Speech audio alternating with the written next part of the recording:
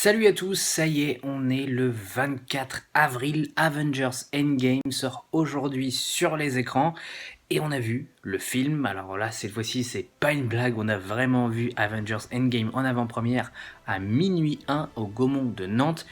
Alors cette vidéo était pas du tout prévue puisque ce soir on enregistrera avec une partie de l'équipe de Script et avec Jeff de la librairie à plein rêve une vidéo, un one-shot beaucoup plus long durant lequel on reviendra sur Avengers Endgame, une émission spoiler, on reviendra notamment sur le final. Mais je dois vous avouer que j'avais envie de vous proposer une vidéo à chaud sur ce que j'ai pu penser de ce Avengers Endgame. Peut-être que d'ailleurs la vidéo contrebalancera ce que je pourrais dire ce soir dans la seconde vidéo beaucoup plus longue. Peut-être que justement le temps fera que quelques avis vont s'affiner ou pas. Mais voilà, j'étais assez désireux de pouvoir vous donner cet avis à chaud. Alors vous allez me dire, écoute Enlil, ton titre là, il est un peu putaclic quoi. Avengers Endgame, le film m'a fait chialer. Eh ben oui, oui, Avengers Endgame m'a fait chialer dans le bon sens et le mauvais sens du terme, à vrai dire. Parce que clairement, Endgame est une conclusion. Voilà, c'est euh, le mot clé de ce film. Conclusion, bien sûr, de ce que Infinity War avait laissé entendre l'année dernière, mais aussi conclusion de 11 ans de Marvel Studios. Et pour moi, Avengers Endgame, c'est vraiment ça. C'est vraiment la conclusion de 11 ans de Marvel Studios. 11 ans de ce que Marvel a su très très bien faire, a su nous proposer. Et puis aussi 11 ans de ce que Marvel n'a pas totalement réussi à faire, ou même pas du tout réussi à faire. Je pense notamment, par exemple, je tiens à vous préciser, c'est une vidéo spoiler, hein, vidéo spoiler, spoiler. Si vous n'avez pas vu le film, éteignez, rentrez chez vous, baraquez-vous, ne regardez pas la suite de cette vidéo, c'est du spoiler. Voilà, les choses qui me chagrinent à titre personnel, c'est par exemple, encore une fois, l'utilisation de ce personnage de Thor, qui dans Endgame devient un gros bouffon qui est à moitié alcoolo, dépressif, c'est genre ok, pourquoi à la fin de Thor Ragnarok, il commençait à avoir l'aspect épique, complètement fou. Quand il arrive au Wakanda, moi cette scène, elle me donne toujours des frissons. Et là, le gars prend 40 kilos dans la tronche, il boit des bières comme un porc, bon, pourquoi Hulk professeur, idée géniale sur le papier, mais pourquoi en faire un personnage si lisse, si peu intéressant, si peu charismatique Pourquoi en faire un personnage qui devient de moins en moins badass au fur et à mesure des films? Pourquoi autant de fanservice pour faire du fanservice qui des fois n'est pas intéressant? Pourquoi mettre tout le temps autant de blagues qui parfois marchent absolument pas et n'ont pas lieu d'être dans un film qui a un enjeu dramatique gigantesque? Voilà, tout ce qui moi, à titre perso, m'a vraiment énervé, chagriné, déçu dans ces 11 ans de Marvel Studios est présent dans Endgame. Par contre, tout ce que j'ai aimé dans ces 11 ans de Marvel Studios est toujours là. Et des trajectoires de personnages que je trouve magnifiques, celle de Steve Rogers est tout bonnement folle. Je trouve que cette fin, elle est cinématographiquement ingénieuse. Ne pas faire mourir le personnage, mais le faire vieillir comme il faut. Chris Evans, voilà, franchement, j'ai envie de dire, écoute, vraiment, casse-toi de Marvel, ne refais plus des films Marvel, fais autre chose, parce que Chris Evans, c'est vraiment un acteur qui n'a pas encore eu la carrière post-Marvel Studios méritée. Et ce personnage de Captain America est pour moi, à mon sens, le mieux construit sur les 11 ans de Marvel. Il a une trajectoire qui est top, il est excellent dans Endgame, il tient vraiment un rôle de leadership qui est fort, avec des émotions qui est tout dans la nuance, mais c'est vraiment cool. Iron Man, Robert Downey Jr., qui n'est pas mon perso préféré de base, parce que parfois on voyait plus du Robert Downey Jr. que du Tony Stark ou du Iron Man. J'ai aimé que Marvel Studios ait les couilles de tuer, de flinguer le perso. On attendait ça depuis Iron Man 3, puis ensuite dans Captain America Civil War, puis ensuite dans Infinity War. Et là, enfin, quoique, en toute honnêteté, le film quand même nous tease les voyages dans le temps, le quantum, on sait ce qui peut se passer avec le cube cosmique, etc. Donc je ne serais pas du tout étonné non plus qu'on revoie un petit Tony Stark dans 10 ans, pourquoi pas, ça serait franchement cool.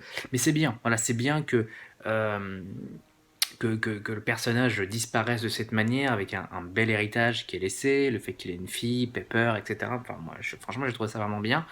Et puis aussi le bon fanservice, parce qu'il y a le mauvais fanservice dont je vous ai parlé à l'instant, et il y a le bon fanservice, celui qui fait plaisir.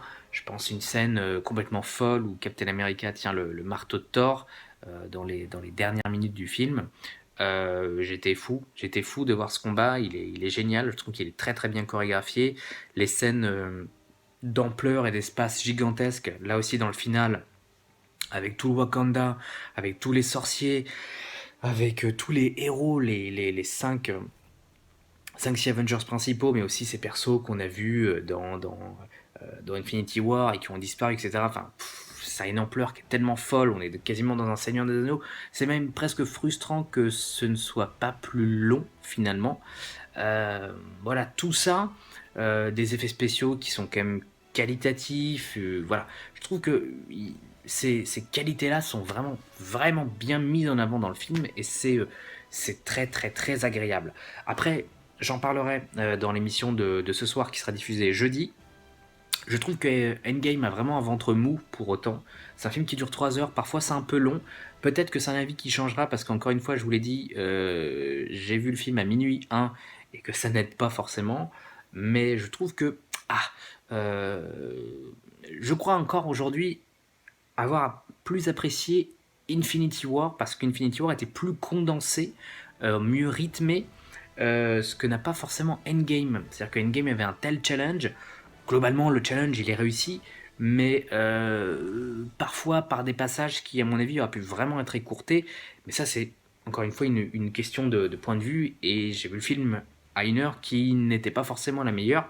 Je reverrai le film avec pour autant grand plaisir. Voilà, c'est pas un film qui est sans défaut, Endgame, et il ne faut pas tomber dans l'esprit du fanservice ou l'esprit de la fin, la conclusion de 11 ans de Marvel Studios, et du coup effacer, gommer les défauts du film, parce qu'il y en a, mais on va pas non plus cacher un plaisir, et c'est pas que un plaisir de fan, c'est un plaisir de cinéphile, c'est un plaisir d'un gamin qui en 2007 allait au Comic Con de San Diego, allait au panel de Marvel Studios avec une bonne partie de l'équipe de Iron Man et qui découvrait pour la première fois la bande-annonce de Iron Man. Moi, j'ai été ce gamin, j'ai vu cette bande-annonce au Hall H du Convention Center et je pense que jamais ce gamin-là de 17 ans se serait dit, bah, dans 11 ans, tu vas voir un film avec je sais pas combien de personnages dans le final qui est complètement dantesque parce que mine de rien, ces 11 ans de Marvel Studios ont tellement permis de démocratiser la pop culture, en plus de bien d'autres films, et même en plus de DC, je veux dire, la trilogie Dark Knight a aidé énormément aussi, mais euh, je me disais tout à l'heure, moi ce que j'aime beaucoup dans Endgame, en tout cas dans l'esprit d'Endgame, dans son marketing, dans sa façon d'être pensé, dans son attente, c'est que c'est un film événement. Et que les films événements, il y en a de moins en moins et il y en aura de moins en moins. On peut citer le dernier Harry Potter, le dernier Seigneur des Anneaux, le même Dark Knight Rises. Quel sera le prochain gros film événement? Le prochain Star Wars? En toute honnêteté, ça m'étonnerait. Je vous l'ai déjà dit dans une des vidéos précédentes. Euh, la fin de Avatar, mais ça sera dans quoi? En 2024, 2025? Je sais pas. Ça va être très dur pour Marvel Studios de dépasser ce cadre. C'est un vrai challenge pour eux. Mais l'aspect événementiel, l'aspect fin d'une grande saga, fin du conclusion, j'adore ça. Je trouve qu'il n'y a que au cinéma qu'on peut avoir ça, ou dans des séries télé. Et pour le coup, si Marvel Studios se devait d'être une série télé, comme je l'ai souvent dit d'ailleurs dans les vidéos qu'on a faites, je trouve que leur storytelling, leur dynamique est vraiment liée à une série télé. Si Endgame devait être un season final, ça serait un season final, à mon sens, parfait. Il laisse des questions, il laisse des choses, euh, mais malgré tout ce qu'on voulait voir ou presque est là-dedans, et la fin de quelques-uns des personnages qu'on a aimés à travers ces 11 ans est là, et encore une fois, voilà, je trouve que les dernières images du film sont top. On se dit, ok, on va vous laisser là, les amis. On vous a aimé pendant 11 ans. Merci à vous d'avoir versé nos années avec des folles aventures. Et euh, peut-être pas à bientôt, mais en tout cas, portez-vous bien. Voilà, c'est tout ce que j'ai à vous dire pour ce Avengers Endgame. On y reviendra du coup demain dans une vidéo beaucoup plus longue et très probablement qu'en fin de semaine, on fera une autre vidéo sur Marvel Studios. On vous en dit pas plus, c'est pas encore certain. C'est à voir, on va y réfléchir. N'hésitez pas à poster en commentaire vos avis sur Endgame. Par contre, je tiens à le préciser, vous mettez un gros spoiler. Si vous ne mettez pas un gros spoiler et que vous spoilez quelque chose de très important, votre message sera automatiquement effacé, que ce soit sur nos réseaux ou sur YouTube, par respect pour les gens. Voilà, et soyez sympa. Il y a beaucoup de choses, de surprises dans ce Endgame. Ne dévoilons pas tout. Merci à vous, à très bientôt, ciao.